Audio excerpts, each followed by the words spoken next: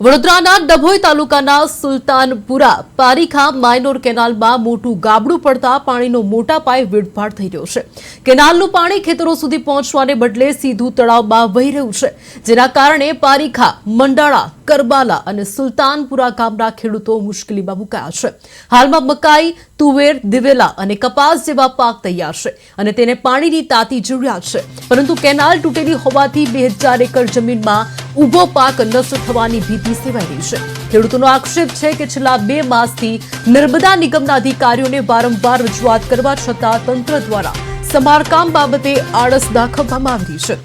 જો વહેલી તકે ગાબડું પૂરવામાં નહીં આવે તો ખેડૂતોને મોટું આર્થિક નુકસાન વેઠવવાનો વારો આવશે।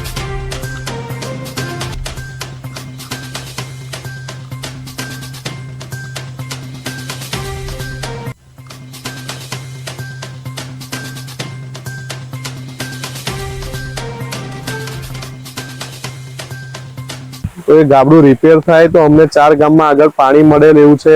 एमां 4 गाम सुलतानपुरा, मंडाळा, करमाल अने पारीखामां पाणीनी फूल जरूर छे। 2000 एकड़ उपर जमीन आवेली छे।